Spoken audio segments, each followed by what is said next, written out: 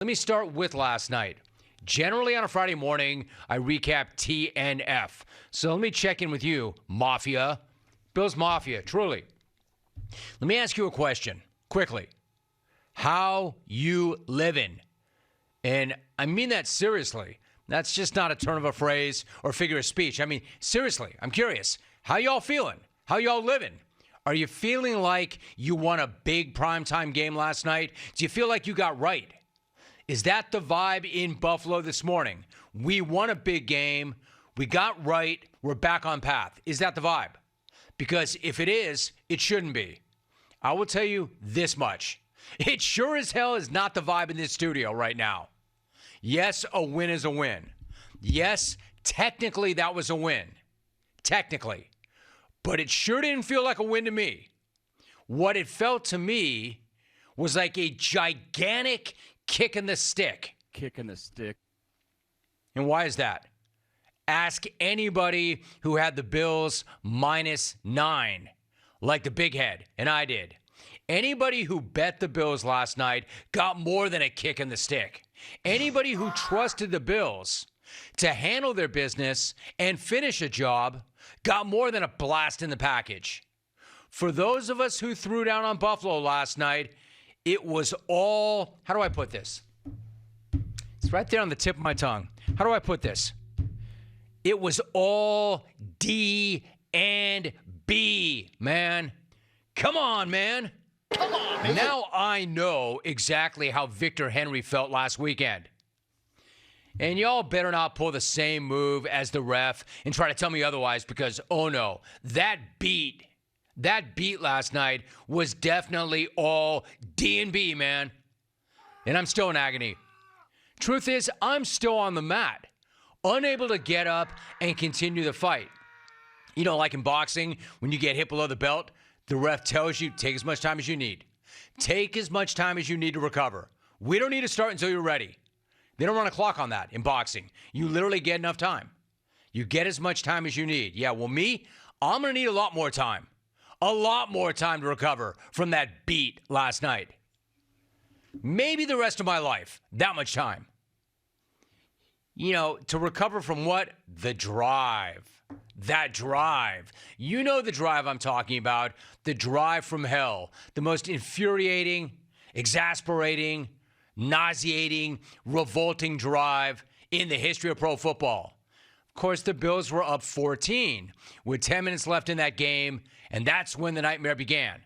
And it still has not ended. We're still living it. We're still right in the middle of it.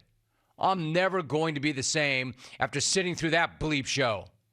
Tampa goes 17 plays, 92 yards.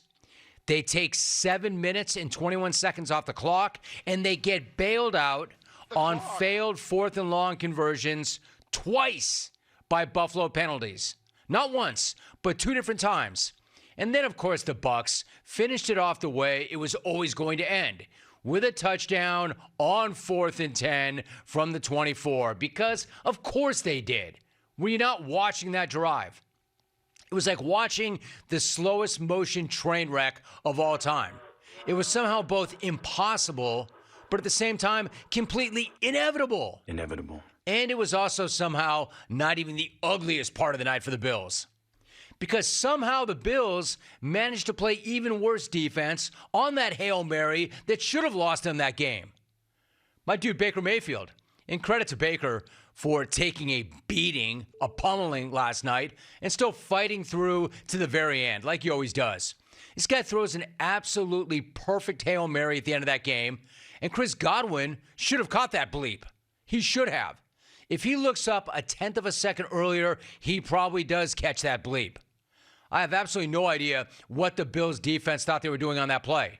They're just lucky there wasn't a flag for PI in the end zone and a free play to decide that game. They're lucky Godwin didn't actually catch that ball that he could have easily caught. Buffalo's strategy was somehow cover nobody, but try to interfere with everybody. There wasn't a single guy there playing the ball. How many times have you worked on that in practice in your life if you're an NFL player? 1 million? There wasn't anybody trying to make a play on the ball. When was the last time you saw a Hail Mary pass land in the end zone untouched? That never happens. In fact, I don't think I've ever seen that in my life. It can't happen. But that's what Buffalo allowed to happen last night, and somehow they got away with it. They did. Somehow they won that game.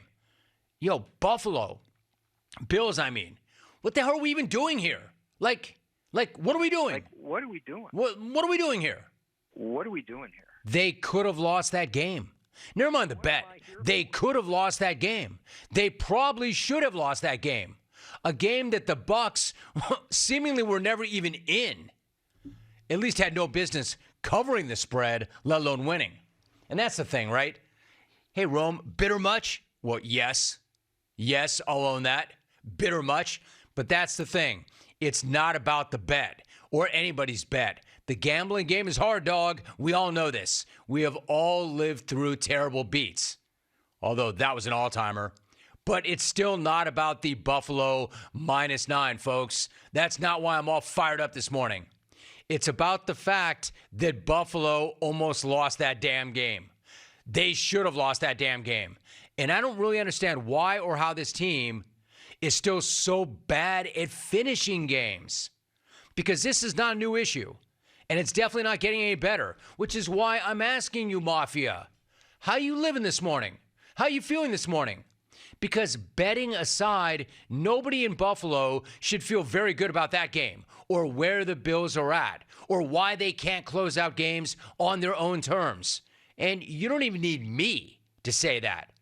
Take it from a much higher source. Take it from Josh Allen himself, who said to NFL Network before he even walked off the field, we have to find a way to finish games. They could have lost that game. They probably should have lost that game.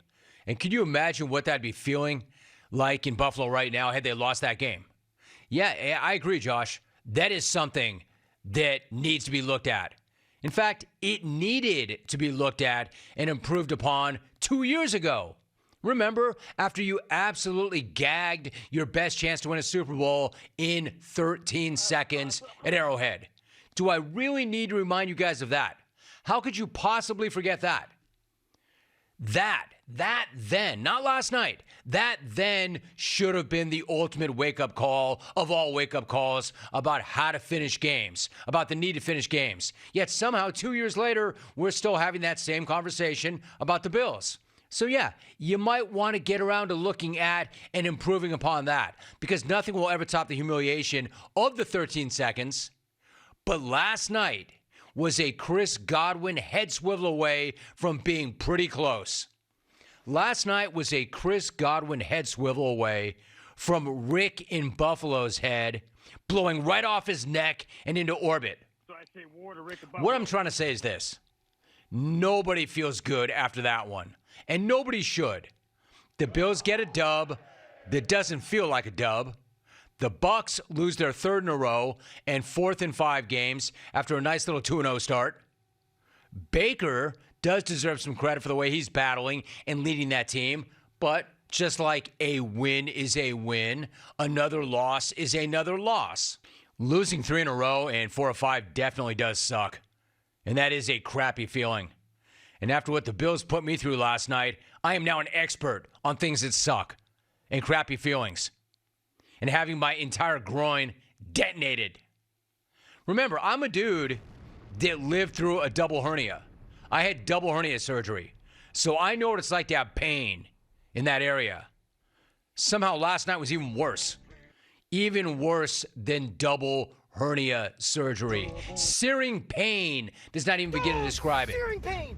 So what I'm saying is nobody feels good coming out of that game, and nobody should. I know I don't. Thank you so much for watching. Please like, comment, and subscribe, and hit the bell to be the first to know when we do upload a new video.